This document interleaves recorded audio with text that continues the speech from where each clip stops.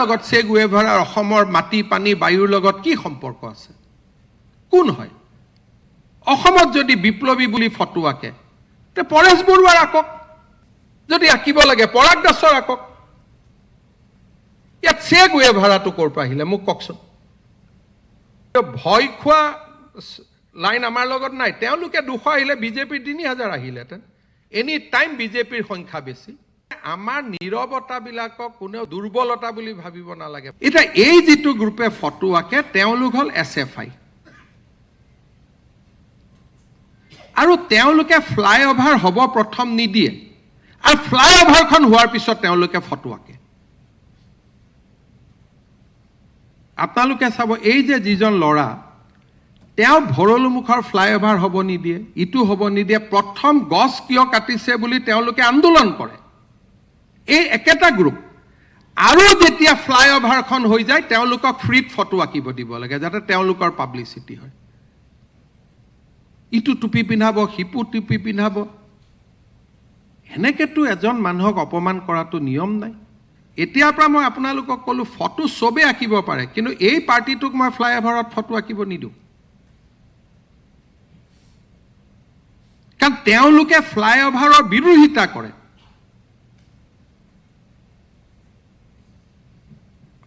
জুবিনৰ ফটো কোনে আঁকিব? জুবিনৰ ফাউণ্ডেশ্যন আছে, এপ্ৰুভ ল'ব, অনুমতি ল'ব। এইটো জবৰদস্তি আঁকা নহয়। জুবিনৰ ফটো আঁকিব কোনে মানা কৰিব? কিন্তু প্ৰক্ৰিয়া এটা থাকিব নে নাই? চাব লাগিব নে নাই কোনোবা এইখন জুবিনৰ ফটো হৈছে নে নাই হোৱা? তাৰমানে গোটেই অসমখনক চবেই ভাবে যে ছ'চিয়েল মিডিয়া ইনষ্টাগ্ৰামত হুলস্থুল কৰি দিম আৰু জবৰদস্তি কৰিম। এইটোতো নহয়। মই মনে মনে সিদিনাখন কিয় আছিলোঁ? সিদিনাখনো মই গোটেইখিনিক খেদিলোহেঁতেন। মই জাপানৰ প্ৰধানমন্ত্ৰী আহিব বুলিয়ে মনে মনে থাকিলোঁ। নহ'লে পিছত মই ভাল এজন আৰ্টিষ্ট, নীলপৱন বৰুৱাৰ দৰে কোনোবা এজন আৰ্টিষ্টক মাতি আনি আমি সেইটোৱে প্ৰস্তাৱ দিছিলোঁ যে বাবা তুমি নাআঁকিবা। পুলিচে তেওঁক কি কৈছিল? ষ্টেটমেণ্ট ল'ব যে তুমি নাআঁকিবা, আমি এজন ভাল আৰ্টিষ্টৰ হতুৱাই জুবিনৰ ফটোখন ইয়াত আঁকিম। তেওঁ কোন হয় ফটো আঁকিব? গতিকে মই সব ডিচিক অৰ্ডাৰ দি দিছোঁ, সব SPক অৰ্ডাৰ দি দিছোঁ, এই পাৰ্টিটোৱে যদি ফ্লাইঅভাৰত ফটো উঠে দে উইল বি এৰেষ্টেড।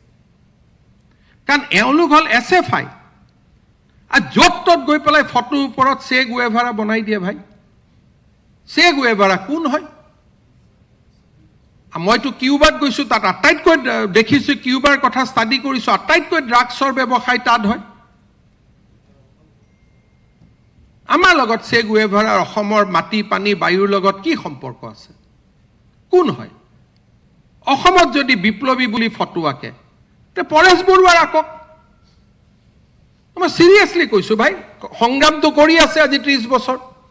ভাল বেয়া বেলেগ কথা, আজিতো পৰিয়ালৰ পৰা দূৰত থাকিতো কৰি আছে। যদি আঁকিব লাগে পৰাগ দাসৰ আঁকক। ইয়াত চে গুৱেভাৰাটো ক'ৰ পৰা আহিলে মোক কওকচোন। কোন হয়? মইতো নাজানো। এইটো মই এইখন ফটো দেখাৰ পিছত মই পঢ়িছোঁ। কিউবাত কিবা কৰি আছে, কি কৰিছে কি কৰা নাই, তাতে এখন ষ্টেট কোনো মানে তাত মানুহ যাব নোৱাৰে। ইণ্ডিয়ান এম্বেচি এটা সোলাৰ পাৱাৰ লগাই চলি থাকে, লাইট নাই, ৰাস্তা নাই, পানী নাই। সেইখন ৰাজ্যৰ লগত, দেশৰ লগত অসমৰ তুলনা হ'ব নেকি?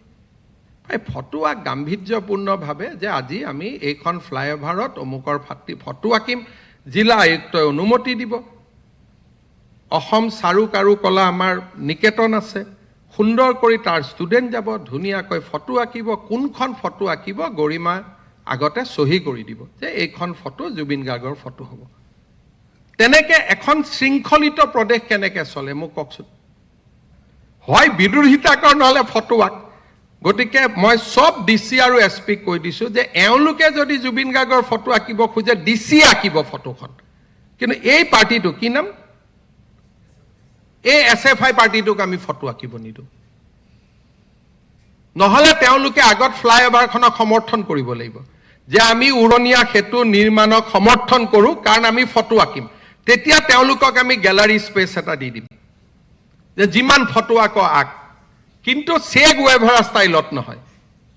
বিষ্ণুৰাভা জ্যোতিপ্ৰসাদৰ যেনেকৈ ফটো হয়, জুবিন গাৰ্গৰ ফটো তেনেকৈ আঁকক। বিষ্ণু ৰাভা, জ্যোতিপ্ৰসাদ, ভূপেন হাজৰিকাৰ যেনেকৈ ফটো হয়, ফটোখন তেনেকৈ আঁকক যাতে ব্যক্তিজনে উপযুক্ত সন্মান পায়। এনেকেতো নহয়।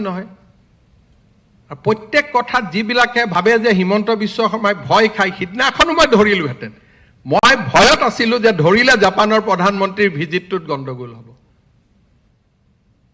কিন্তু ভয় খোৱা লাইন আমাৰ লগত নাই। তেওঁলোকে 200 আহিলে বিজেপিৰ 3000 আহিলেহেঁতেন। এনি টাইম বিজেপিৰ সংখ্যা বেছি। তেওঁলোকে 500 আনিলে আমি 50,000 মানুহ একে চুটত লৈ অহাৰ পৰা আমাৰ শক্তি আছে। গতিকে সেইকাৰণে আমাৰ নীৰৱতাবিলাকক কোনেও দুৰ্বলতা বুলি ভাবিব নালাগে। মই ষ্টেটখনৰ কথা বহুত ভাবোঁ। জাপানৰ প্ৰধানমন্ত্ৰীজন আঁতৰি যোৱাটো এইটো বহুত মানে মই অন্তৰত মানি নোলোৱা এটা ঘটনা ঘটি আছে।